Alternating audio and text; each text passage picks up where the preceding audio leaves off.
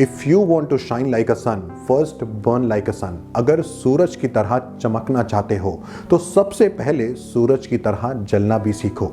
और ऐसा कहा था late doctor APJ Abdul Kalam ने। अगर हमें जीवन में कुछ बड़ा हासिल करना है, बहुत सक्सेसफुल होना है, तो उसके लिए मेहनत भी हमें ही करनी पड़ेगी, क्योंकि दुनिया में हार्डवर्क का कोई भी सब्स्टिट्यूट नहीं है। अक्सर लोग अपने कंफर्ट जोन में रह जाते हैं और ये सोचते हैं कि ये मुझे क्यों नहीं मिला, या फिर मैं अपने गोल्स को क्यों नहीं अचीव कर पा रहा हूं। तो ये बहुत सिंपल सी बात है समझने की, that you can achieve nothing while in your comfort zone. If you want to achieve something big in your life और you have set big goals for yourself, so it is very important to come out of your comfort zone. Work hard and keep working harder until you get successful or until you reach to your goals. And this is a simple thing to understand. और यही बात doctor APJ Abdul Kalam ने कही भी थी और यही बातें हमें उनके जीवन से सीखने को भी मिलती हैं। बहुत सिंपल सी बात है, अगर कामयाब होना चाहते हो तो उसके लिए मेहनत तो करनी पड़ेगी। मेहनत का मतलब आपको हार्डवर्क करना पड़ेगा, आपको अपने आप को ग्रिल करना पड़ेगा, जूते घिसने पड़ेंगे, क्योंकि बैठे बैठे तो कभी कोई भी कामयाब नहीं हुआ। अगर आपकी किस्मत में कुछ बहुत अच्छा लिखा भी है तो भी आपको उसको पाने के लिए मेहनत करनी पड़ेगी। नो मैटर आप किस बैकग्राउंड से आते हो, किस शहर से आते हो, किस लोकेलिटी से आते हो, आपका जेंडर क्या है, आप छोटे हो कि बड़े हो।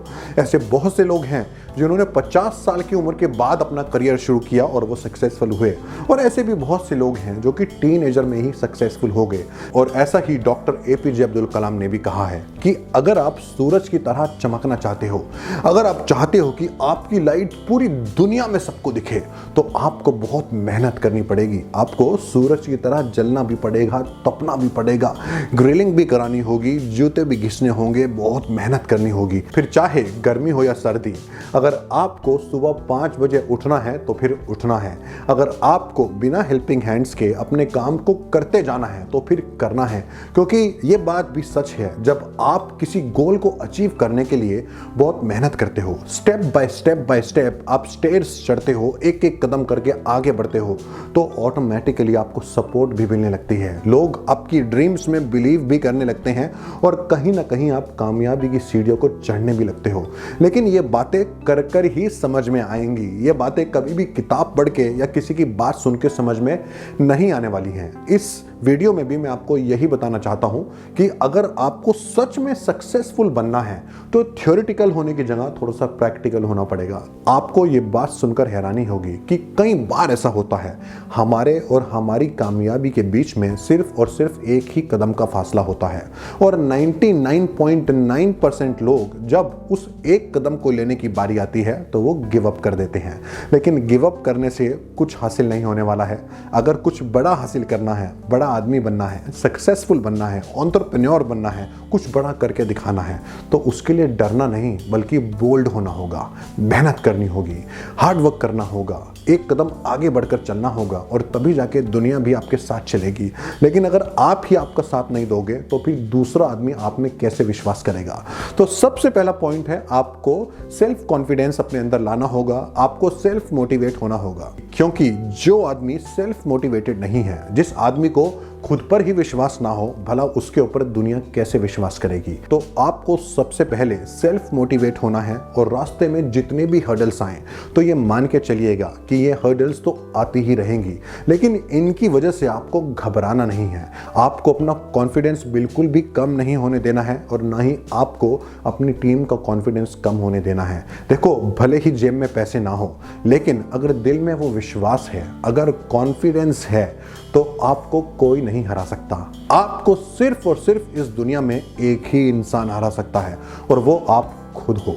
डॉक्टर एपीजे अब्दुल कलाम की लाइफ से हमें यही सीखने को मिलता है कि अगर फेल भी हो जाओ, अगर थक भी जाओ, लेकिन हिम्मत मत हारना, क्योंकि जो इंसान हिम्मत हार गया, जो इंसान खुद से हार गया, उसको कोई नहीं जिता सकता। तो इट इज़ वेरी इंपॉर्टेंट, आपको खुद से नहीं हारना है, आपको सेल्फ मोटिवेट रहना है। फेलियर्स आएंगे, रोड ब्लॉक्स आएंगे, आप कहीं ना कहीं डिस्ट्रैक्ट भी हो जाएंगे, उसके बाद भी आपको अपने गोल की तरफ बढ़ते रहना है, हार्ड वर्क करते रहना है, and ultimately the day will come when the world will say that he is a successful man, she is a successful woman.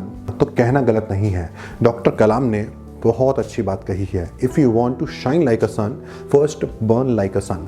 Doctor Kalam एक बहुत गरीब परिवार से बिलोंग करते थे। उनके पिता लकड़ी की बोट चलाया करते थे। एक दिन एक बहुत खतरनाक तूफान आया और उनके पिता की बोट उस तूफान में टूट जाती है और कहीं गुम हो जाती है। अब उनके पास जो थोड़ा बहुत इनकम का एक जरिया था वो भी खत्म हो जाता है।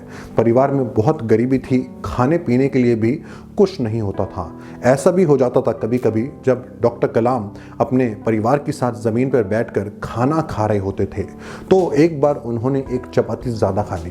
तो उनके भाई ने कहा कि कलाम, चपाती ज़्यादा मत लो, क्योंकि अगर तुमने एक चपाती फालतू खा ली तो माँ को खाने के लिए आज कुछ नहीं मिलेगा। आप सोच सकते हैं कि वो किस बैकग्राउंड से बिलोंग करते थे और उन्होंने अपने जीवन में क्या कुछ नहीं पाया।